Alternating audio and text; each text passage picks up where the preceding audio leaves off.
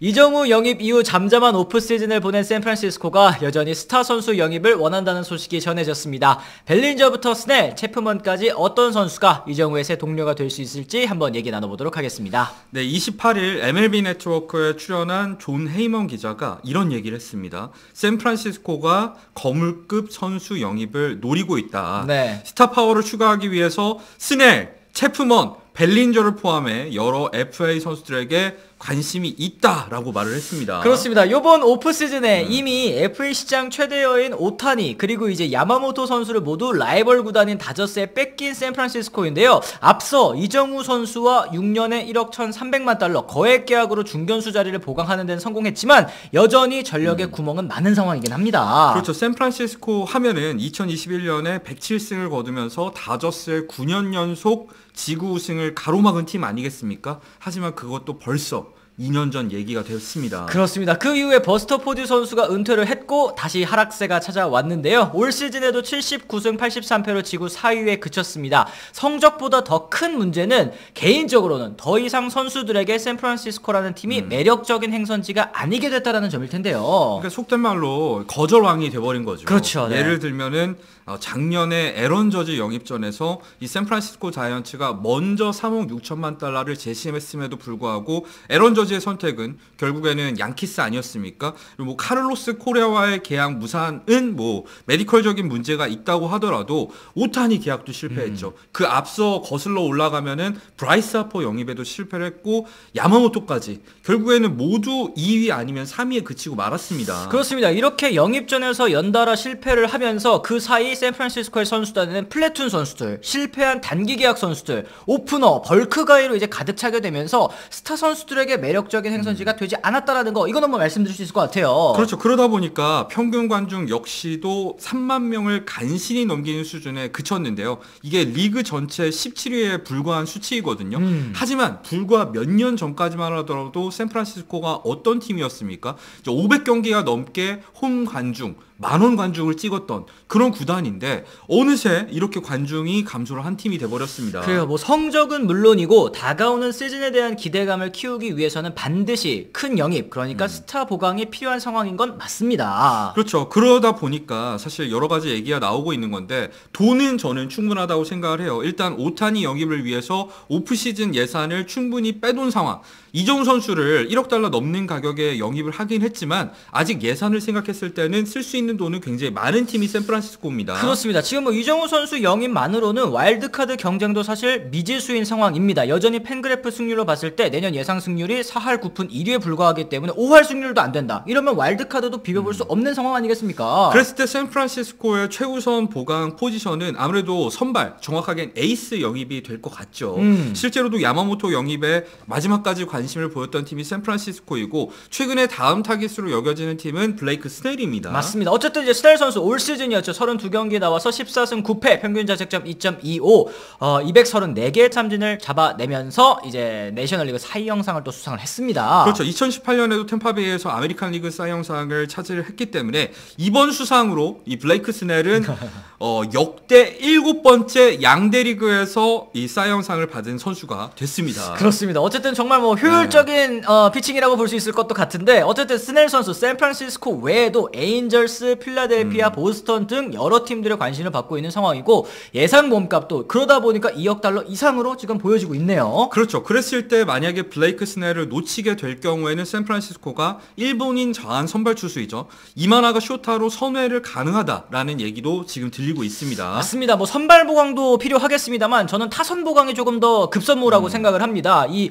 올 시즌 기준 내셔널리그에서 타율 꼴찌였고요. 출루율도 뒤에서 2등, 장타율 꼴찌. 이러니까 뭐 당연하게도 OPS도 꼴찌였습니다. 팀 득점도 뒤에서 2위. 진짜 타선 때문에 골머리를 앓았었던 샌프란시스코거든요. 그러다 보니까 꾸준히 이제 연결이 됐던 선수가 바로 이 매체프먼 아니겠습니까? 올해 타율은 2할 4푼에 17홈런, 뭐 54타점으로 시즌 초반 활약에 비해서 나중에는 좀 아쉬운 성적을 기록을 했습니다만 일단 얘기해야 될 거 반멜빈과 오클랜드 시절부터 한솥밥을 먹으면서 굉장한 친분이 있는 사이이고요. 거기다가 이 샌프란시스코 같은 경우에는 공격도 공격이지만 수비에서도 올 시즌에 문제를 많이 드러냈었는데 맷 체프먼 하면 역시 3루수 최고의 수비력을 갖춘 선수 중 한 명 아니겠습니까? 아무리 최근 들어서 수비력이 전성기에 비해서 떨어졌다는 평가를 받는다고 하더라도 샌프란시스코 내야진에 큰 힘이 될 수 있을 거는 분명해 보입니다. 그렇습니다. 뭐 이 두 선수에 대한 관심은 어느 정도 이해가 가기는 합니다. 왜냐하면 필요성이 있는 선수들이니까 이게 저도 납득이 되는데 이 벨린저에 대한 관심은 지금 시점에 있어서는 다소 좀 의아하기도 해요. 그렇죠. 벨린저가 어떤 선수겠습니까? 2017년에 혜성처럼 데뷔를 해서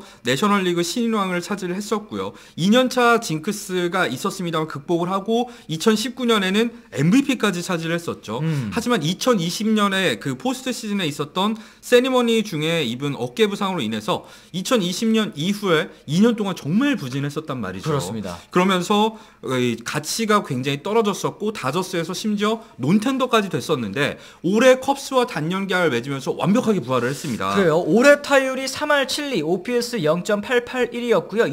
26홈런에 97타점. 말씀하신 것처럼 완벽 부활. 올해 FA 시장에 나온 타자 중에 단연 최대어라고 부를 수 있는 선수가 바로 벨린저긴 했습니다. 그렇죠. 그러다 보니까 저희가 드릴 수 있는 말씀은 이 벨린저가 불안 요소가 분명히 있습니다만 고점이 굉장히 높은 선수라는 거. 그리고 중견수뿐만 아니라 1루수 수비 역시도 골드글러브급 수비력을 갖춘 선수라는 점에서 이 샌프란시스코랑 연결이 되는 게 아닌가 짐작을 해볼 수는 있죠. 그래요. 근데 말씀해 주셨던 것처럼 저점도 너무나도 파멸적이었거든요. 이제 그렇기 때문에 이게 FA 계약을 앞두고 잠깐 반등했다가 장기 계약을 맺으면 거액 계약을 맺으면 다시 부진에 빠지면 어떡하지? 이런 리스크도 있는 매물인 거는 분명합니다. 그렇죠. 그랬을 때 이 샌프란시스코가 이 벨린저 선수를 타선 보강을 위해서 영입할 가능성도 있지만 이 문제가 되는 게 뭐냐면 저는 벨린저의 저점보다는 이정우 선수를 영입하면서 중견수를 이미 보강한 상황에서 벨린저를 1루수로 써가면서까지 영입을 해야 될까라는 의문은 자이언츠 팬들이라면 다들 있을 것 같다는 생각이 듭니다. 그 이제 벨린저 선수를 비싼 값에 영입을 해가지고 1루수로 쓴다라는 건 뭐 분명한 낭비라는 뜻일 텐데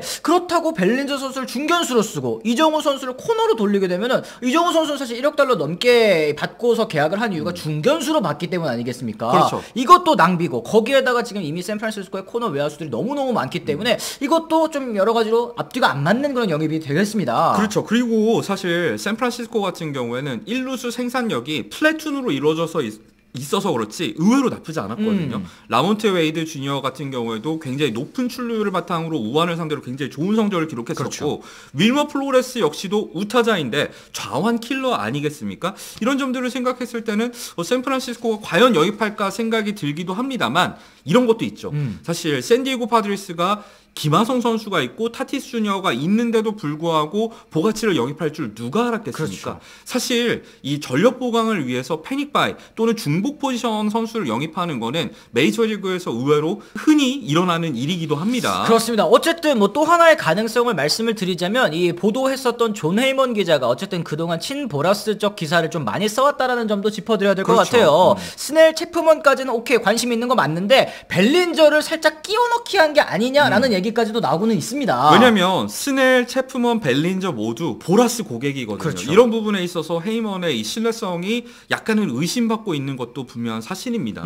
양키스라든지 아니면 이제 토론토 이 원래 벨린저 선수에게 관심이 있었었던 구단들이 나름대로 이제 외야 보강에 성공을 하면서 벨린저 시장에선 철수를 했단 말이에요. 그렇다 보니까 이제 원소속 팀인 컵스만이 벨린저를 원하는 분위기고 그렇기 때문에 몸값을 올리기 위해서는 이 가상의 경쟁 구단을 만들 필요가 있기는 합니다. 그렇죠. 그거를 이제 샌프란시스코로 놓고 벨린저의 몸값을 높이려는 계획이 아닌가라는 의심이 드는 건 분명한 사실인데 어쨌든 이 샌프란시스코 같은 경우에는 올해 오프 시즌이 정말 더 중요해진 게 뭐냐?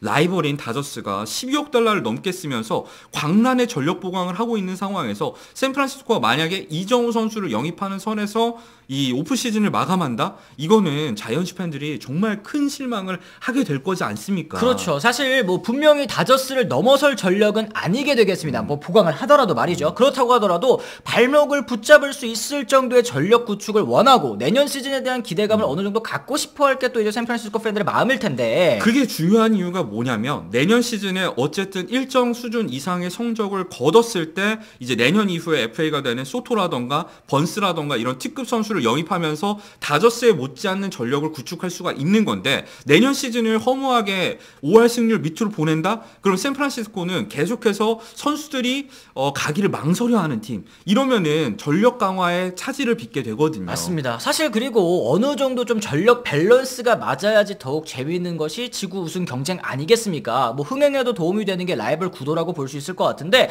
현재 이 다저스가 정말 어마어마한 전력 보강을 하면서 나머지 29개 팀은 타도 다저스를 지금 부르짖고 있는 그런 상황이란 말이죠. 그렇죠. 더군다나 우리나라 메이저리그 팬들에게 더 샌프란시스코의 행보가 관심을 받고 있는 이유는 역시 이정우 선수가 합류했기 때문 아니겠습니까? 그렇죠. 그런 만큼 샌프란시스코가 이번 겨울을 어떻게 보낼지 여러분들이 지켜보면 정말 재밌을 것 같습니다. 맞습니다. 어쨌든 이렇게 해서 저희가 오늘 이 샌프란시스코가 관심을 갖고 있는 이제 특급 FA 선수들에 대한 이야기를 한번 나눠봤는데요. 여러분들께서는 이 영입 가능성에 대해서 또 어떻게 생각하시는지 궁금합니다. 댓글로 남겨주시면 좋을 것 같고요. 저희 영상 보신 분들 좋아요도 한 번씩 눌러주시고 구독과 알람 설정까지 꼭 부탁드리도록 하겠습니다.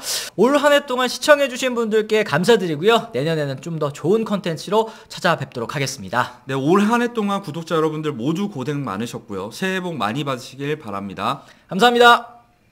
I'm ready to go. I'm ready to go.